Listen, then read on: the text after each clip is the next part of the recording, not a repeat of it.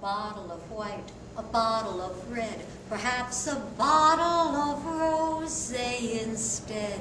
They say in vino veritas, to that I say let's raise a glass.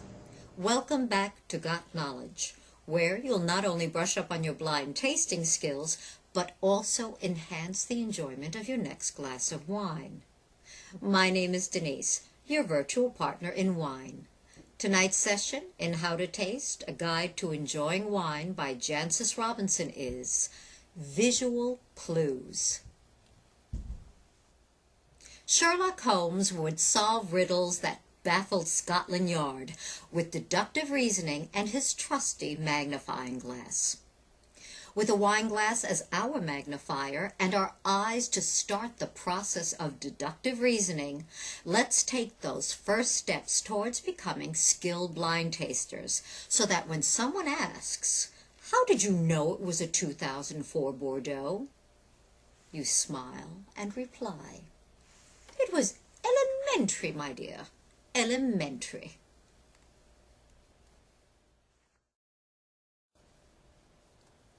There are many clues to be found in a glass of wine.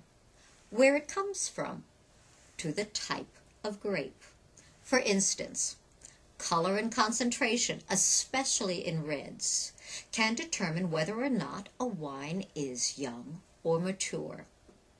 Its proximity to the equator, and therefore the type of grapes that might come into question.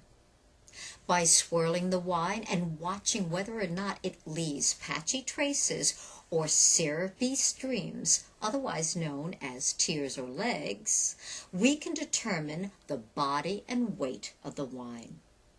Light-bodied wines will not leave much of a trace, but full-bodied wines will. So let's pull out our magnifying glasses and start gathering clues. Step 1. Tilting the glass at a 45-degree angle away from you, we are asking ourselves, is the color bright, meaning clear, not cloudy? Do we detect a slight sparkle? If yes, we may be looking at a Lambrusco, red Vinho Verde, or the Odd Chianti. Then we take a look at the color. Is the color even from the center to the lighter rim, or does the color progressively become lighter towards the rim? This will determine age. The older the wine, the greater the difference between the color at the center and its watery rim. Step 2. Now we're looking at the shade of red found inside the watery rim. This too will give us a clue as to its age. Is it purple? Then it's a quality wine meant for aging. Is it cherry?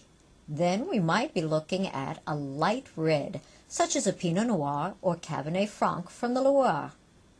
If the color is mulberry, then we might be looking at a Malbec, Syrah, or a hot climate Cabernet. If we see a brickish red, the wine is probably mature. If there's a tinge of orange, you might be looking at a Nebbiolo-based wine, such as a Barolo. Step 3. Is the color deep or pale? Deep suggests either youth, made from thick-skinned grapes grown near the equator, such as a Nebbiolo, from an exceptionally sunny harvest, or from a Malbec, Syrah, or Cabernet Sauvignon. Alternatively, a pale color suggests age, distance from the equator, or rain just before harvesting. The fourth and final step, swirling. Let's swirl and observe how the wine hangs, or doesn't hang on the side of the glass. Light-bodied wines will not usually hang or leave traces, but full-bodied wines will, suggesting alcohol, lots of extract, or both. When analyzing white wines, the color changes are not as dramatic as in reds. The color palette in whites is simply not as broad. Whites run from pale straw to dark gold. White wines with a deep concentration of color suggest age, sun, sweetness, or tinting from oak or oak chips. In Robinson's guide on page 47, there is a table of the different shades of reds and whites, along with the particular area and grape variety associated with these shades of color. That concludes tonight's session. Tune in next week for the tasting technique, a summary. Thank you for joining me, and remember, got knowledge? Pass it on. A bottle of red, a bottle of white, it all depends upon your appetite. I'm here next week, so do drop by.